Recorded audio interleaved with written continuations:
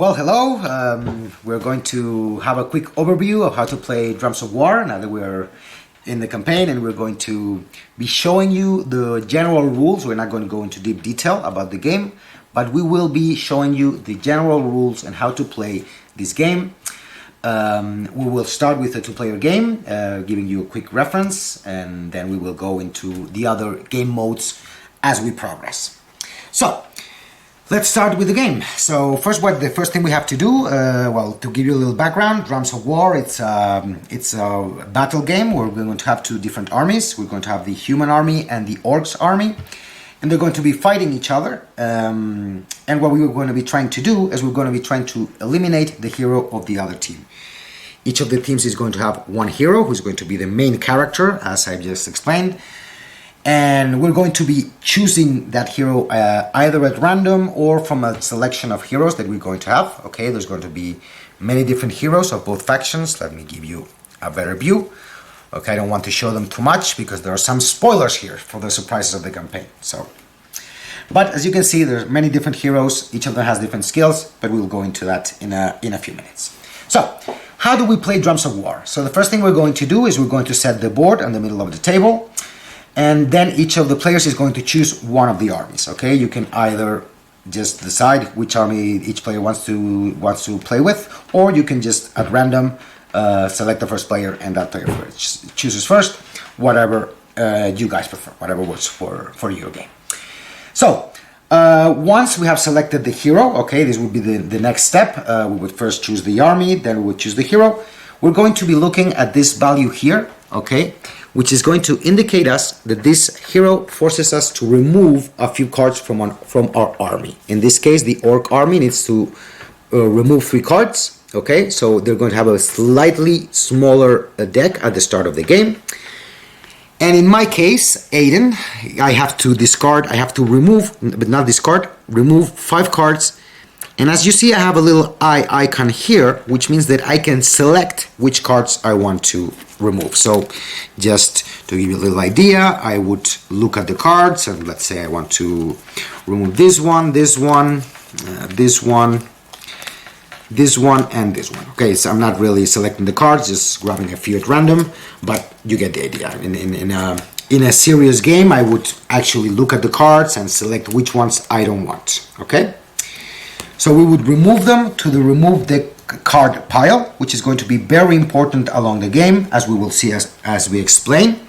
Okay, but it will start with a few cards in case the heroes indicated. Not all heroes require you to remove cards, but in this case, both of them did, and so we remove the cards for each of the decks.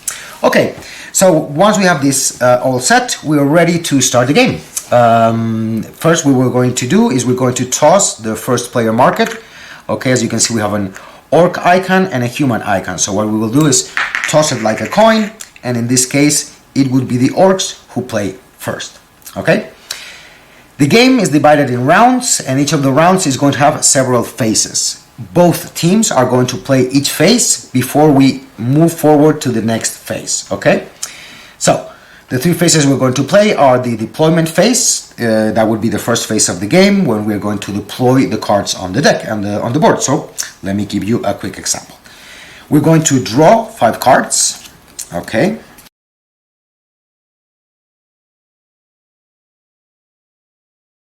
Okay, so as we mentioned, we're going to draw 5 cards. Okay, so we're going to have different types of cards. We're going to have units like the soldier, the archer, or the halberdier.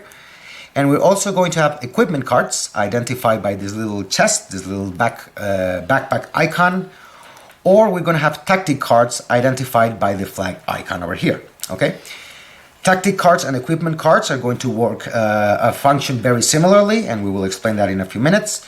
But they're both special cards that we will apply to our units. Okay, so once both players have drawn their cards, we would start with the deployment phase.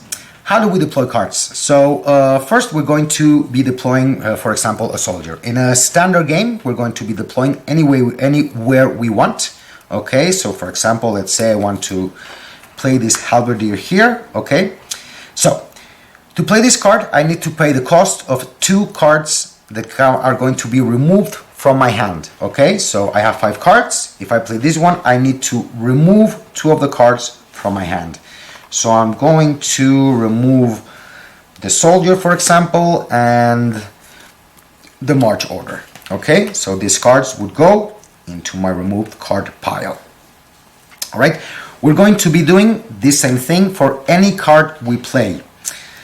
The only difference, the equipment cards, both the equipment cards and the tactic cards may have a cost, like the units. In this case, the longsword has no cost, but this cost may be paid just the same, like the units, from your hand of cards, or in some cases, you have to discard the cards from the deck, like for example, with the triangular shield. Okay, as you can see, this icon includes a little arrow, which means that these cards are going to be removed from the deck and not from the hand. Okay, so let me put this back here. So in this case, for example, I have 2 card left. I have an archer that costs 1, so I could play the archer and remove my long sword. But in this case, I want to equip my halberdier with a long sword. Okay, so I would put it underneath the card.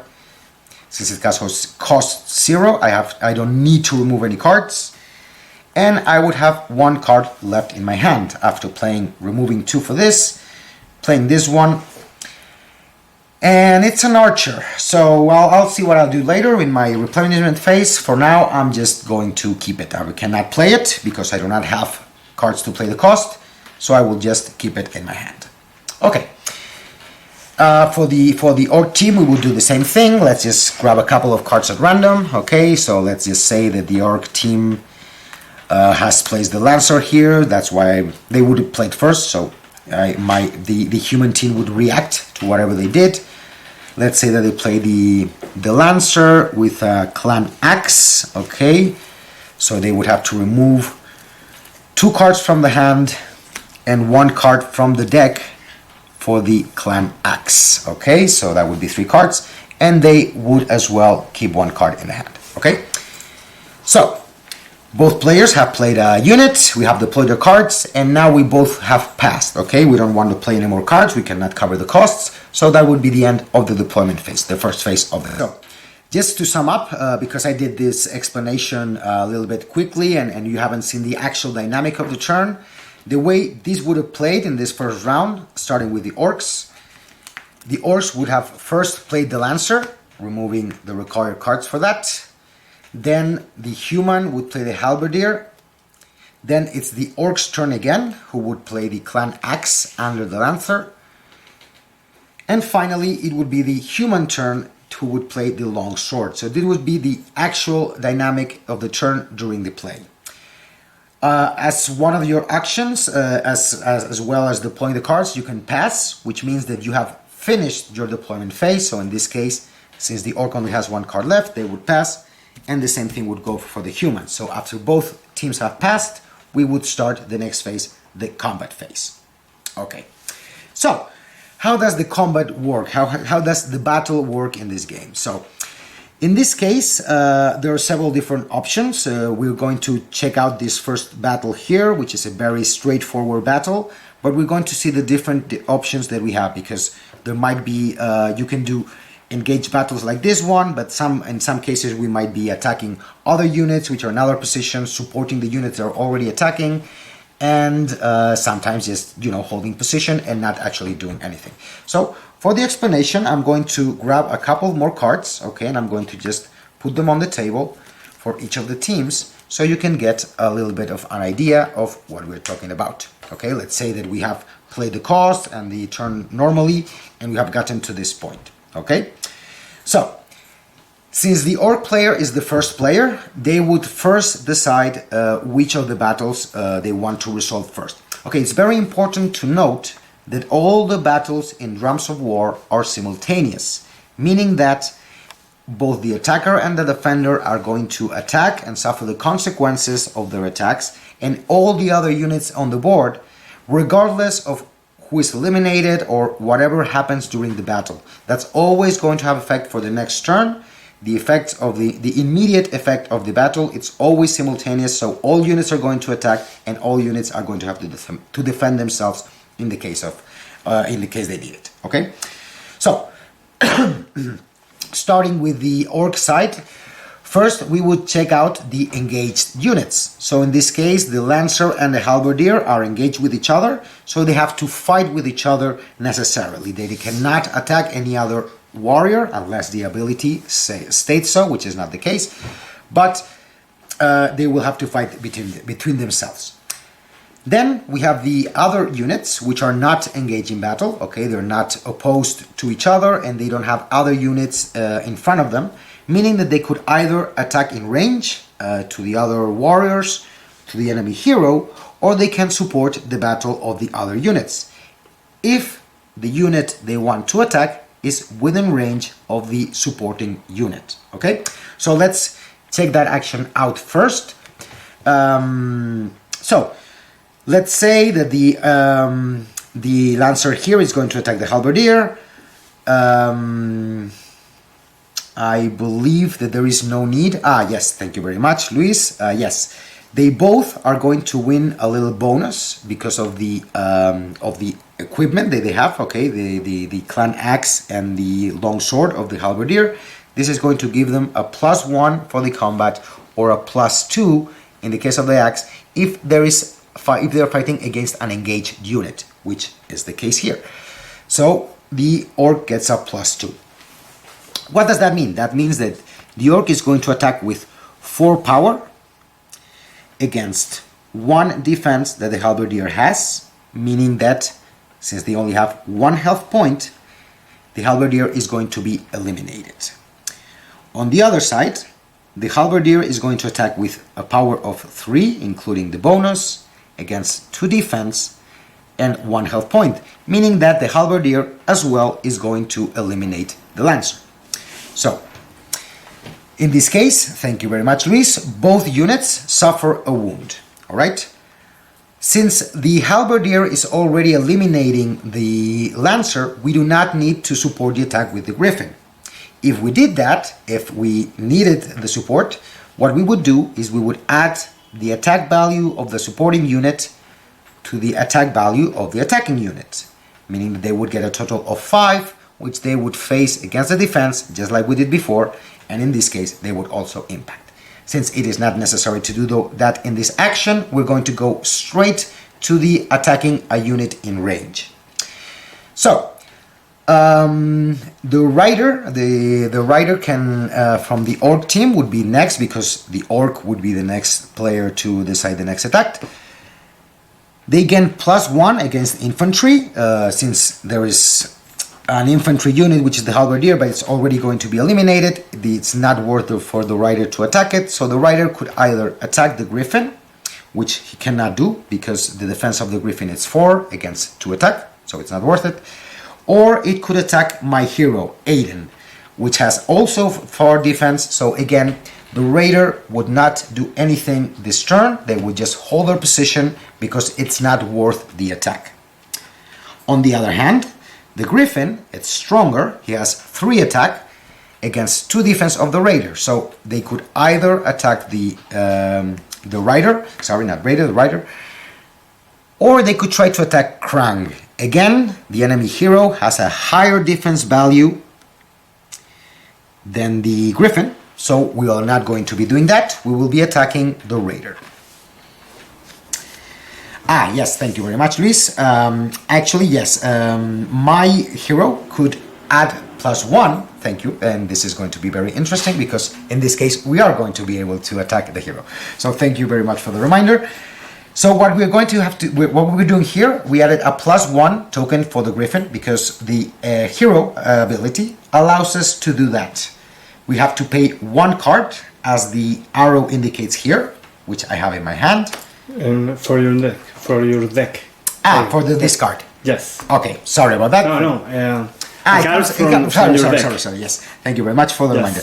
The card comes from the deck, not from the hand, because it has the arrow right here. Yes. Okay. So what we would do is grab one of the cards from the deck, remove it, and that's it. We don't even look at the card. It's not important. I mean, you can look at it, but you cannot choose the card. It just goes out. Okay. So with this, now we have 4 attack for the griffin, which is enough to actually attack Krang. So we would attack Krang and he would suffer 1 wound. Since he has 3 attack, he would hit the griffin. And let me check for the ability. Krang gains +1 attack for each wound he suffers. But since he just suffered the wound this round, this bonus would not come into play until the next round. So he would not get that bonus, meaning that Krang cannot damage our griffin. So there was actually a very good play because I managed to impact the hero and my griffin is going to remain on the board because Krang cannot damage him against his 4 defense. It's a very powerful unit, the griffin. And that would be it. So the griffin attacked Krang, the rider skipped a turn, the halberdier and the lancer are both eliminated, so both the cards and the equipment card they are equipped with are removed from the battle. Okay, both of them are eliminated and they go into the eliminated card pile. Okay, and thank you very much, Luis. We had this +1 bonus for Krang. Since he has 1 wound, he will be stronger from this round on onward. Okay, and exactly, we remove the bonus from the griffin since we already spent it and it's only active for the round in progress, so we're not going to use it again. So that would be it for the battle phase. We have seen how you can attack the other units, in case you're engaged. If you're not engaged, we can see how you can support, you can attack in range, or you can attack the hero, or like the rider did, just do nothing. To end the round, we're going to go into the third and final phase, the replenishment phase. Okay? For the replenishment phase, each of the players is going to draw as many cards as they need to have 5 cards in their hand. Optionally, you can remove the card that you have. So in this case, let's say that I want to do that. I would remove this card to make sure that I draw 5 new cards from the deck. I could also have kept it, but I decided not to do so. So I draw 5 new cards. And we would do the same for the orc team, who have decided to keep the card, so they would only draw 4 cards on the deck. Fantastic. And that would be it. So as you can see, very simple mechanic. Yes, thank you, Liz. We would flip the first player marker. So now it would be the human's turn to start in this new round that we were about to start. Again, we would just do the deployment phase, playing 1 turn each. First the human, then the orc team. Then we would go to the battle phase, resolve it like we just saw, and then with the replenishment phase. And so on until one of 2 situations happen. Either the hero, the enemy hero, accumulates as many wounds as their health value, in which case the enemy hero is eliminated and your team, the attacking team, would be the winner of the game. But there's also another circumstance where you could also lose the game. Let's say that we've been playing for a while and I've been removing cards because I had to deploy my units or whatever reason. So after a few rounds, I have removed most of the cards of my deck. I have also played this. Let's say I have a couple of cards here, whatever. Okay, and now it's time for me to replenish my hand. Okay, I am only going to have a few. Let's do it like that. Okay, yeah, there we go. So this is a very advanced stage of the games, obviously, because we've been, as you can see, we've removed most of the deck. And now it's time for me to replenish my hand. I have 2 cards in my hand. I would draw the card remaining in the reserve in my deck. I would take the discarded cards and put them here. Okay, I would shuffle them if there were more cards, and this would be my new draw deck. But since there's only 2 cards and I can only draw up to 4, I cannot replenish my hand. I've run out of supplies, and that would mean that my team loses, automatically giving the victory to the opposing team, to the orc team. Okay? So you either lose because your hero has been eliminated, or you lose because you run out of cards and you cannot replenish your hand of cards. Those are the 2 victory conditions of the game. So very simple, very straightforward. You either eliminate the hero or you run out of cards. In both cases, you either win or lose. And I think that would be all. Yep, that's it. That's Drums of War for you guys.